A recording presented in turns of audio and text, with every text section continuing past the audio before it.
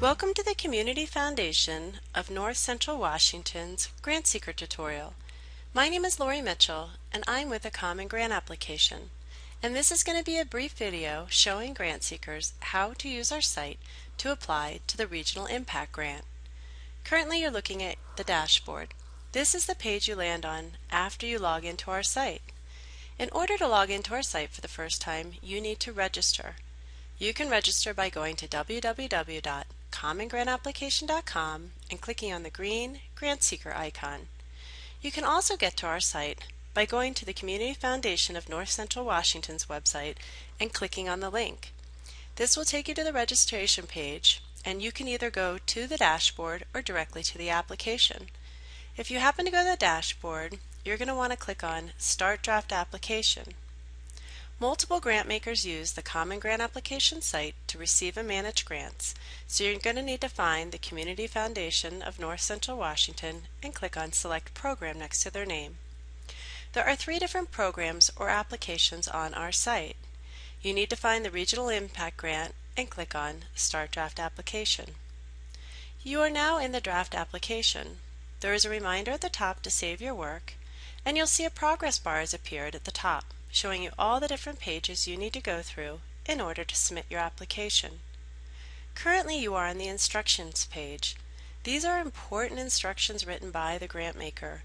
Please make sure you scroll down and read all of them. When you are done, you may move to the next page by clicking Next. Anytime you've entered information on a page and you click Next or Previous, which moves you up and down the progress bar, your information will be saved. However, if you're going to enter a lot of information and be on one page for an extended period of time, I suggest you click the Save button. A good practice is also to write your answers in a Word document that's saved and to cut and paste. So let's scroll down. We're on the primary contact page. Some fields have a red asterisk. These are required fields. Without a red asterisk, they are optional. So you're going to want to fill out any other information you'd like to on the page. And when you're done, you can move to the next page.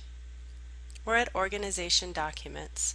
Some fields are drop-down, such as applicant or organization type. Others are text boxes that you need to fill out.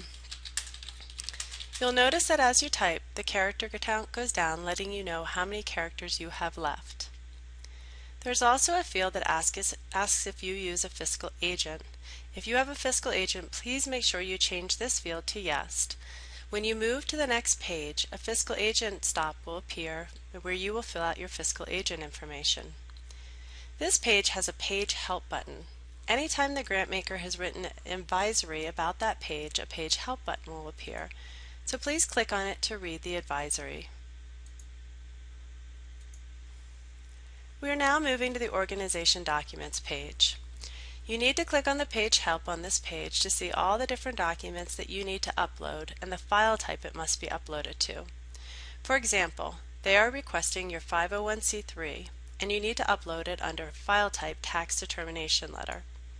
So when you go to upload your document, you click on Upload Document.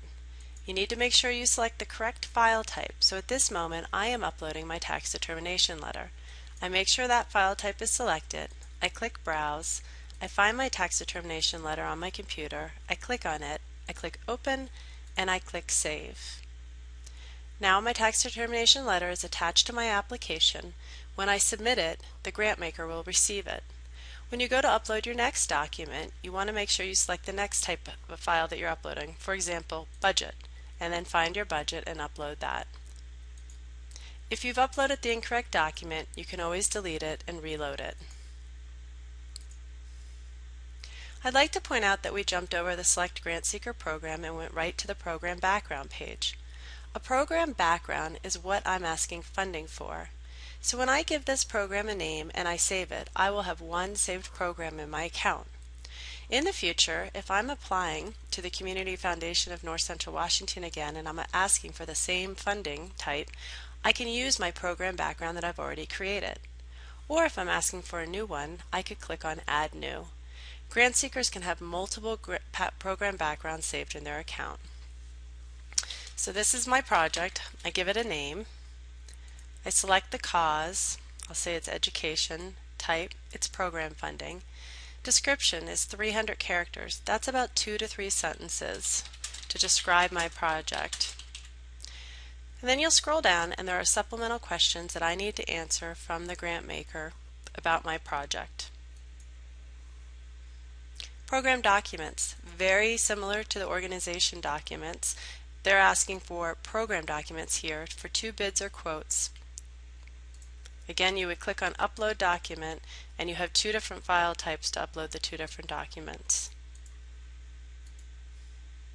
Application information, how much I'm asking for funding, and I need to verify and click Yes on this question.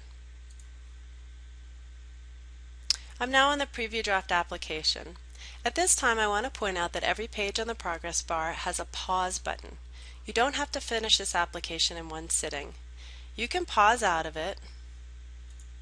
You go back to the dashboard. You can log out in the upper right-hand corner. When you log back in, you'll see you have a Resume Draft Application.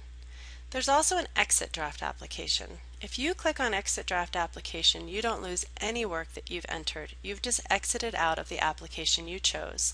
You would just need to click on Start Draft Application, select the Community Foundation of North Central Washington, and then select the program or application again. But I'm going to click on Resume Draft Application, and it puts me right back into the page that I left off. The Preview Application page is in a tab format. So you look at your contact information you've entered, organization information, any documents that you've entered, program information, and application information. If anything needs to be changed, you need to go on the progress bar up here back to the page and correct it, and then come back to the Preview Draft Application. This says my draft application is okay. If any required fields were not filled out or any required documents were not uploaded, it would say not okay and it would be a hyperlink. You could click on it and it would tell you what is wrong with the application. My application is okay, so I'm going to click Next and I'm going to submit my application. Now my application has a number, in this case it's 9911, and a date and a time stamp. You can go back to the dashboard and see that you have one application under review. You can click on it here. You can also click on it under your Applications tab. So you could have more than one application sitting in your application account. If you'd like to look at your application, click on the application number. Again, it's in a tab format. You could also click on View Print Complete Application and save your application as a PDF to your local computer. You don't have to save the whole document. You can save pieces of it or the whole document. Good luck with your application. If you have any questions for the Common Grant application, please do not hesitate to contact us.